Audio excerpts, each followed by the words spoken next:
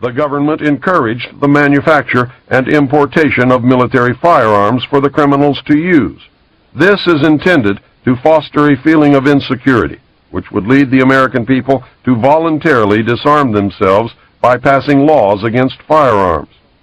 Using drugs and hypnosis on mental patients in a process called Orion, the CIA inculcated the desire in these people to open fire on schoolyards and thus inflame the anti-gun lobby. This plan is well underway and so far is working perfectly. The middle class is begging the government to do away with the Second Amendment. Well, it's just one other manifestation of the Nazi Gestapo police state which has taken over this country. What angers me most is the stupidity of the vast herd of American sheeple out there that think they know something and they don't even know what planet they're on, to tell you the truth. Behold a pale horse.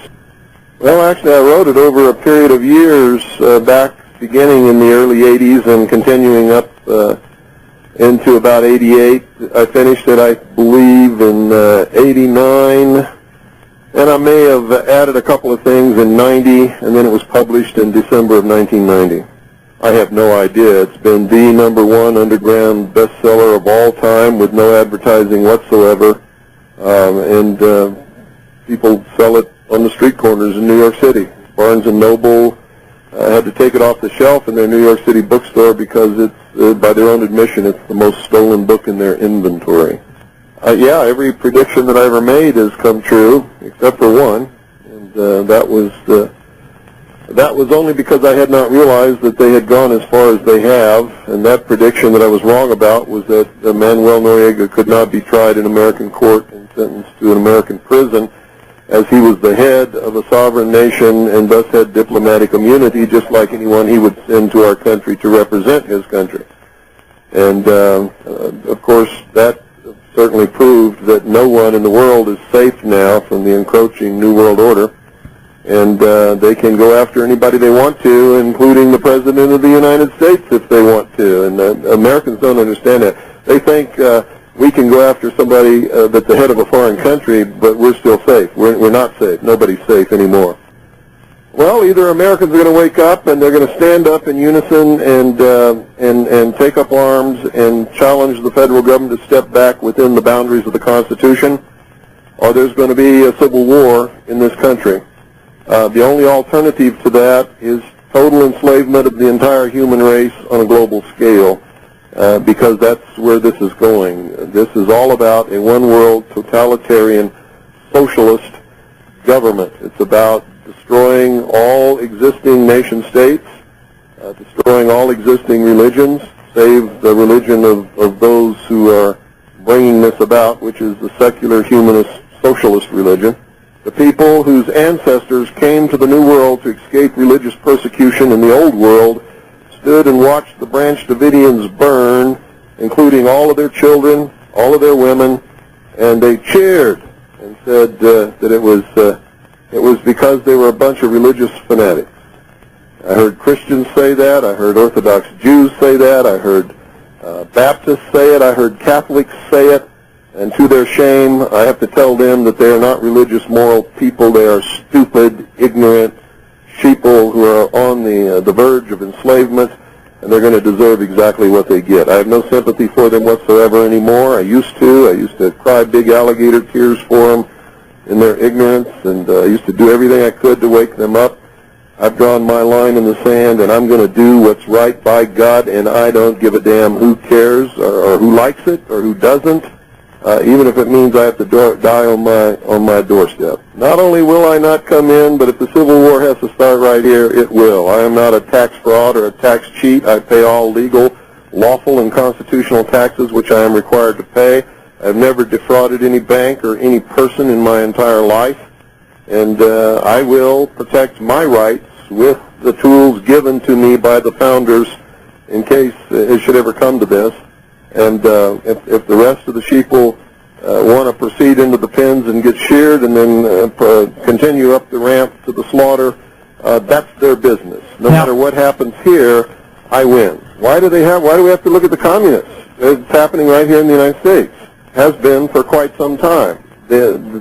the only ones that have reached the public eye are the Weaver family and the Branch Davidians in Waco, Texas. But it's happened on a large scale all across this country, in every state. It usually is contained at the local level.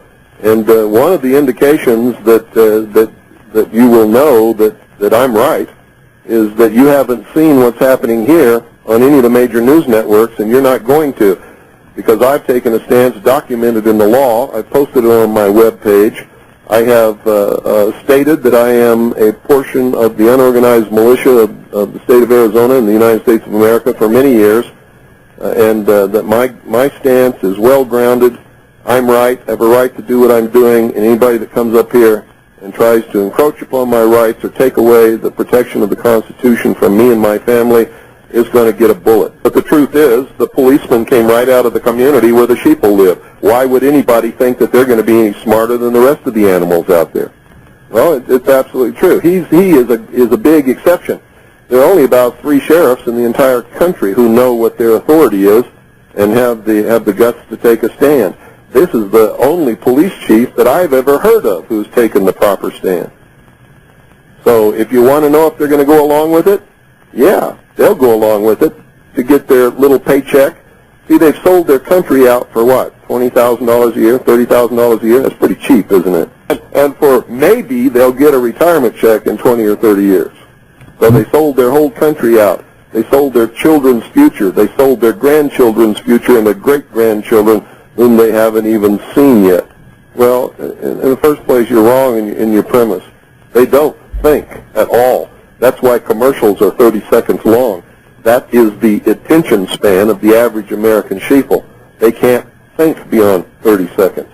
That's why no American company, our business, our group plans ahead more than about 2 or 3 months, right? And that's why we're getting beat by the Marxist socialist communists, because they have 5-year plans, 10-year plans, 15-year plans, 25-year plans, and 50-year plans, and they stick to them. Either the American people are going to become slaves within just a few years, and it's going to be an enslavement like nobody can even dream of, and it's going to extend worldwide, and we're the only people that can stop it, because we're the only people in the world still who have the capability and the arms to be able to stop it. Or there's going to be a civil war which will last between 5 and 15 years to restore constitutional Republican government and freedom and liberty worldwide. I don't want it to happen either. Ever since I saw the plan back in 1971 and 72 when I was on the intelligence briefing team for CINCPAC Fleet to bring about one world totalitarian socialist government, and when I saw that the United States was behind the whole thing, this is not coming from without. The United States created the United Nations. The United States created the European Union that has just been formed. The States is acting as the world police force right now, with its headquarters in Washington, D.C. Stated and avowed policy of the United States government to create world government over the ashes of all sovereign nations and existing religions around this world. I'm telling you that I saw that plan while I was in the Office of Naval Intelligence on the intelligence briefing team, the Commander-in-Chief of the Pacific Fleet. That's what Behold a Pale Horse is all about. That's what's in that book. This has been a goal for this. It's the reason this country was founded, and Americans don't understand that. The founding fathers, many of them were deists. They were members of the secret societies. Some of them were members of the Illuminati. They created this country and gave the common man freedom for the first time in the history of the world, made him a king in his own right. They told him what he had to do to keep his freedom and what he would lose if he didn't do it. And when they did this, giving the common man freedom, it toppled all the kings and queens off their thrones all around the world, and that was the major goal of establishing this country. If the common man could have been vigilant and maintained his freedom and not given in to the I want, and I deserve, and you got to feed me, and you got to do this, and you got to take care of me, and change my diaper, and wipe my butt, and get me a job, and entertain me, and all that kind of stuff, which always leads back into what they call democracy, which always leads into socialism, which end goal stated by Marx and Lenin is communism. Democracy is absolutely indispensable to socialism. Oh, it shocked the hell out of me, but they thought I was one of them. It was an accident that I got in there. I'd been a member of the Demolay Society when I was 13 years old, only attended 3 meetings, and then my father was transferred to Japan. I never saw another lodge and never went to another meeting, and that was the end of that. When I filled out all my documentation for my top secret QSI security clearance, which was required to be able to work in the command center and on the briefing team at CINPAC Fleet, I didn't see DMLA on there, so I checked Freemason. And when I checked Freemason, that's what opened all the doors and got me the security clearance and put me in those positions to be able to see what I saw. And I think the hand of God was working when that happened so that I would be able to warn his people of what was coming. And I've been doing that ever since. I didn't see absolutely everything, but I saw enough to give me an edge and a vast head start on anybody that's ever lived before in the public sector that's not normally privy to this information. And I spent the last, well, ever since, researching to find out what it all meant and where we're going. Well, because they know what's coming. They know that there's a hardcore group of American men and women who are devout, religious, moral people who love freedom and are dedicated to the concept of liberty and freedom and will fight to protect and defend constitutional Republican government against anything that comes along. And when that begins, it's going to be a terrible, terrible thing. I've spent most of my adult life trying to warn people and wake up enough people so that this did not have to happen, because I know it's going to be terrible. It means the public is stupid and they're already a hair's breadth away from total enslavement.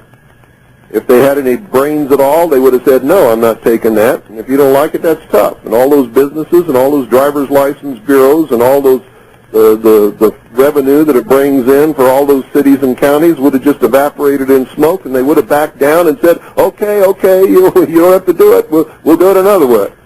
But they're too stupid to do that. They don't understand that the power in this country is the power of the people, and that they don't have to do anything that's outside the bounds of the Constitution. And the government can be held within the bounds, the restraints that the Constitution put upon it, that our founding fathers created so that the American people could never be enslaved. That Yes. Nobody could come and invade this country and enslave the American people. The only way it could be done is from within if the American people allowed it to be done. Well, let me give you a vision of the future. There will be no money. There won't be any driver's licenses. There won't be any insurance cards or anything like that. Everybody will have an account on a computer. Everybody will have a computer chip implant somewhere on their body that will access the computer. Everybody, when they go to work, will get so many credits for that work, and they can go out and wave their little computer chip in their hand or whatever it is under a scanner at the supermarket and buy whatever they've got credits to buy.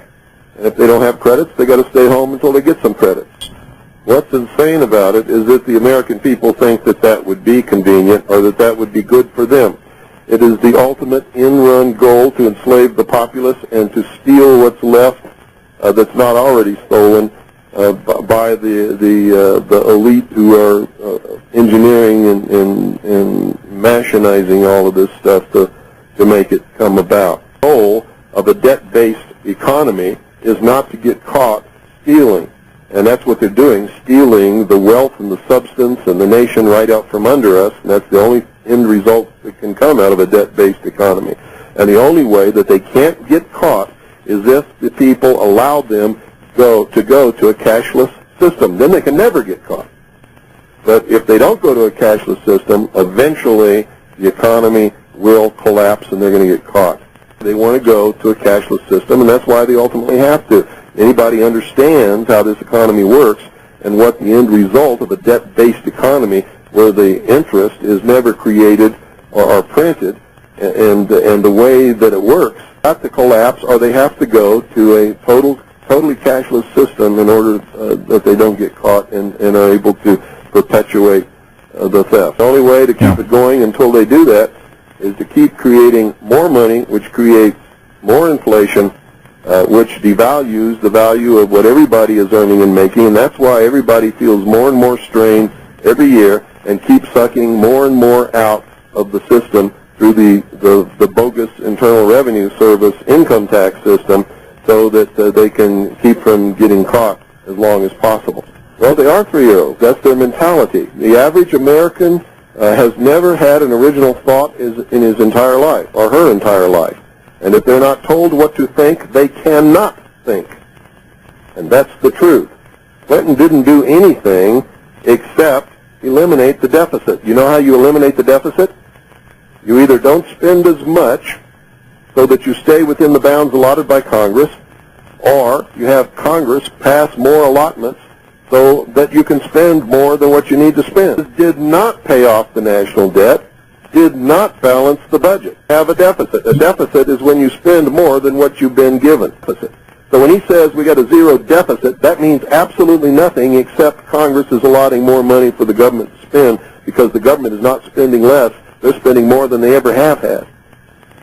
Well, ever since 1988, when I began telling the world, not just the American people, but the world, about Majesty 12, which is the plan to enslave the human race in a world totalitarian socialist government, the merger of the military of the United States and what used to be known as the old Soviet Union under NATO, which is occurring now, to create the World Police Force.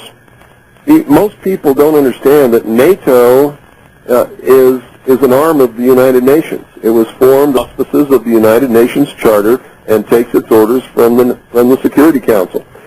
Warsaw Pact was also formed under the auspices of the United Nations Charter and was an arm of the United Nations and took its orders also from the Security Council. The Cold War was a total farce, and that's why we never had any military conflicts with the Soviet Union. Well, if they've passed a world court, how can they have a world court if there is sovereign nations? Because sovereign nations are not subject to any courts but their own. So how can they have a world court unless there's a world government to which sovereign nations have given up their sovereignty? Does the Constitution for the United States of America say that we are subject to the dictates or the jurisdiction or the rulings of a world court? Does it say that anywhere in the Constitution? No, that's wrong. Are paid the so-called income tax and excise tax almost, it's either 11 or 12 years, I forget which. I've never made a secret of that.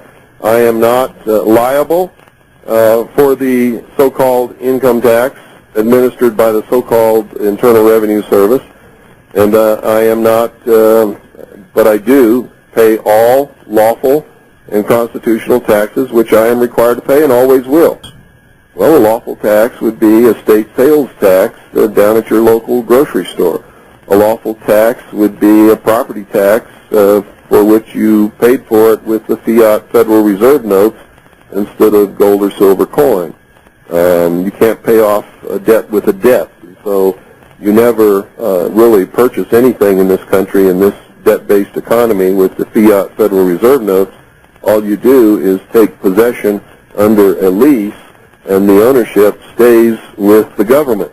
That's why you get a warrant deed when you pay off your house instead of the patent title to the property, and that's why you get a certificate of title when you think you paid for your automobile instead of the actual patent title to that property. Fraud. It's all fraud. Oh, yeah. The American people are standing inside the gates of Disneyland holding their e-ticket, which is expired. None of the rides are working, and they're just having a great time. I didn't say in the next 2 years. I said in the next very few years.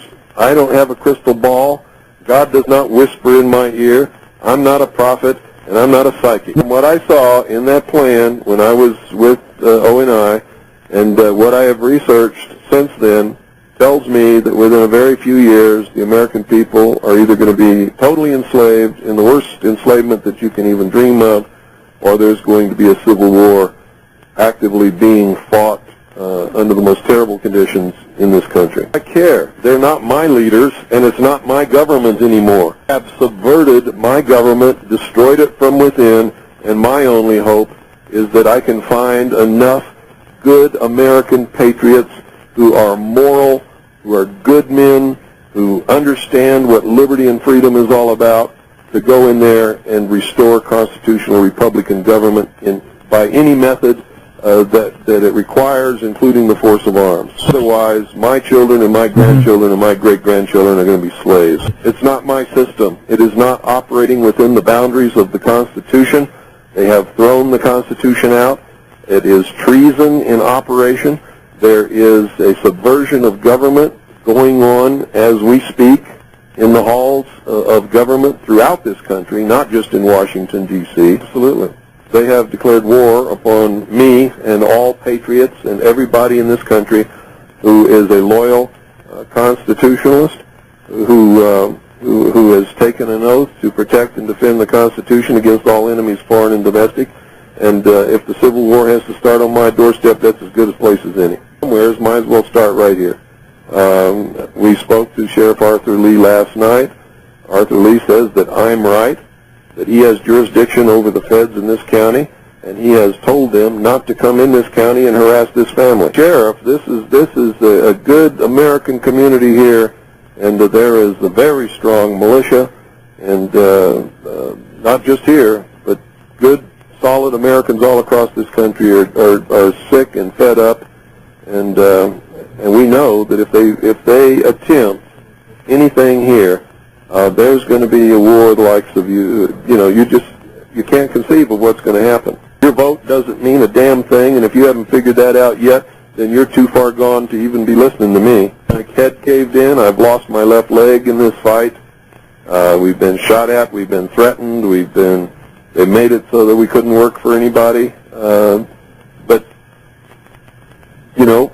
that's exactly what happened to the Founding Fathers. They lost everything. They lost their families. They lost their children. They lost their wives. They lost their property. They lost limbs. They lost everything. Well, I believe it was about 3.8% of all the people in the colonies helped found this nation and fought the Revolutionary War to create it and give what they called their posterity liberty and freedom. And the United States government was created to protect the rights of individuals, whether or not they voted. No matter what happened, they were supposed to stay within the bounds of the Constitution and protect the rights of individuals, and guaranteed us in that document constitutional Republican government, not just in Washington, D.C., but in every state, every county, every city of this country. Not only that, I'm right within the law. I am right under the Constitution, and I am right within the law, and it's all posted on my website. They lose. They either back down and get within the bounds of the Constitution, they lose. They come up here and they kill us all, they lose. And we're still free. Now, a lot of people aren't going to understand that, but I'll still be free. That's right, and none of us are afraid. We are Christians. We know that if we do the right thing, God is going to smile at us when we get to those pearly gates. However people view those pearly gates, I don't care. Well, the only thing I can say to them, they're not going to like being slaves either. That badge and that gun isn't going to give them any special privileges in the New World Order. In fact, if they'll read State Department Publication 7277, they'll find out that most of their law enforcement agencies are going to disappear except for a small group that will be just used to maintain internal order once they have everybody in the bonds of enslavement. And also, if they study the history of socialism and communism, everybody who helped socialism and communism come to power are the first people that they eliminate once they have welded the last chains in place. Against the Constitution now, they'll go against socialism later. So all you little traitors marching around out there think you're going to be some big whiz in this New World Order. You're not. You're gonna be right up there on the scaffold, hanging with the rest of them.